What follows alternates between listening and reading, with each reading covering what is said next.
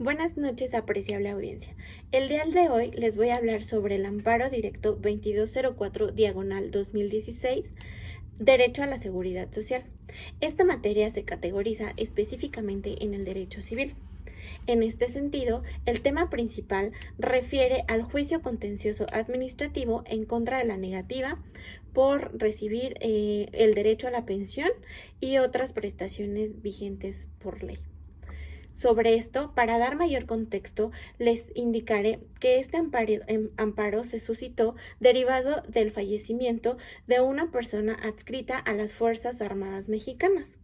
En consecuencia, tanto su cónyuge como la hija del fallecido, quien ya era mayor de edad en ese momento y que poseía una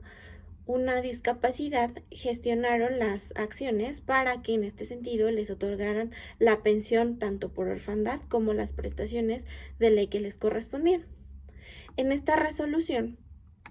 les indican que la Junta Directiva del Instituto de Seguridad Social para las Fuerzas Armadas concedió tanto a su cónyuge como a su hija del fallecido, quienes, nuevamente reitero, es mayor de edad con una discapacidad, disfrutarán ambas por partes iguales de la pensión. Inconforme con esta resolución, la parte actora gestiona un recurso de reconsideración en el cual nuevamente esta junta directiva ratificó las prestaciones y, bueno, en este caso la pensión que se le iba a otorgar. En contra de lo resuelto, se promovió un juicio contencioso administrativo, del cual correspondió a la Séptima Sala Regional del Tribunal de Justicia Fiscal y Administrativa instruir y aceptar la demanda, por lo que le solicitó en este caso a la Junta indicar la respuesta sobre la petición. Una vez que emiten la petición, el tribunal determinó como resolutorio que son infundadas las causales por las cuales están indicando que, pues, en este sentido no se les va a otorgar a la parte actora la pensión por orfandad. En el segundo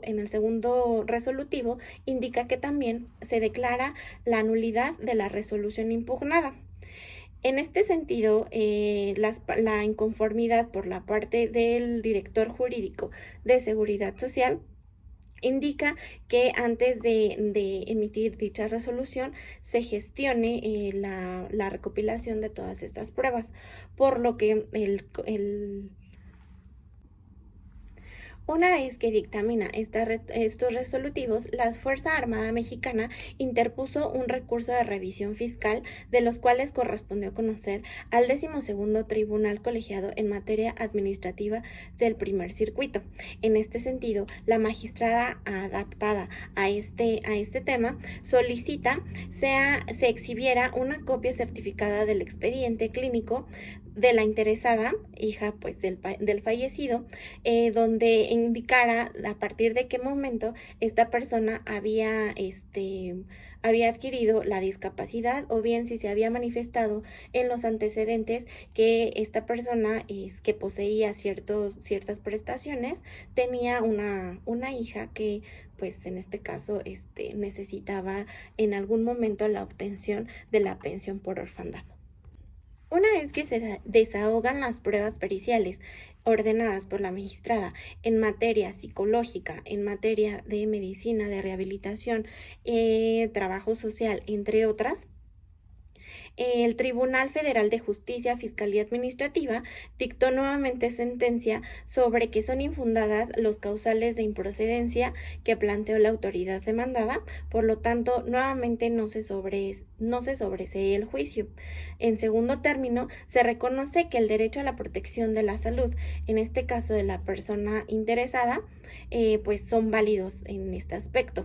Con ellos, los conceptos de violación a la parte actora se determinan por los siguientes, con base en el artículo 38, fracción primera de la Ley del Instituto de Seguridad Social para las Fuerzas Armadas Mexicanas, determinando inconstitucional por inequitativo y discriminatorio, ya que provoca la desigualdad entre los géneros por condiciones de discapacidad y en este sentido, por consiguiente, les impide acceso a los derechos fundamentales de la salud, atención médica y sobre todo a recibir una pensión por orfandad ante su imposibilidad de preocuparse y de procurarse por sus medios propios. Del mismo modo, hace la distinción entre los padecimientos o enfermedades congénitas y contraídas por el hijo durante la vigencia de sus derechos. Es decir, que este artículo indica o refiere e interpreta que una vez que la persona que está en función posee dichas prestaciones y mientras tengan un cierto periodo de vigencia las van a poder cubrir.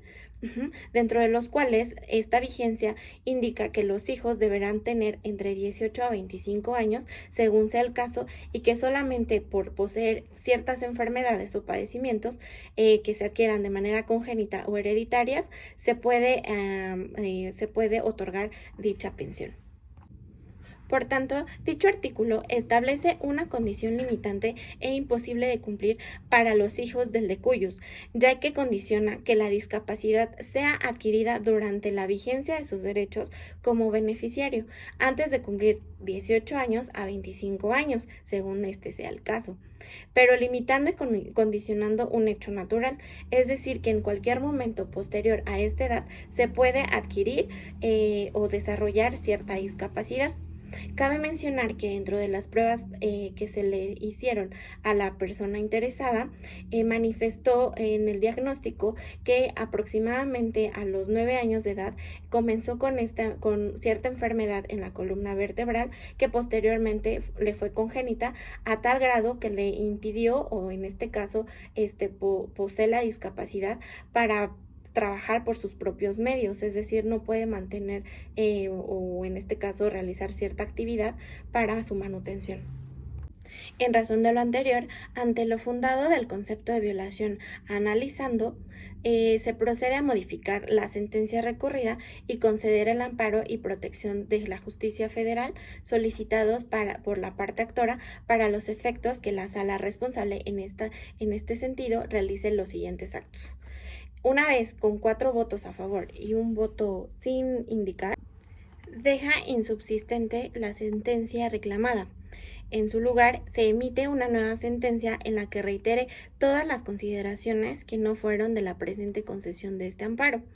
Y finalmente, se indica que en el artículo 38, fracción primera del Instituto de Seguridad Social para las Fuerzas Armadas Mexicanas, efectúa en este fallo que sí está demostrada la imposibilidad permanente y total para trabajar de la quejosa, es decir, que ella, derivado de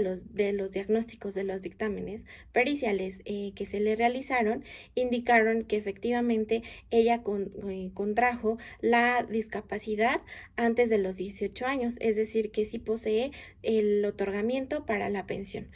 Es por ello que, en conclusión, la segunda sala de la Suprema Corte de Justicia de la Nación, por unanimidad de 4 votos, resolvió esta sentencia. Muchas gracias por su atención.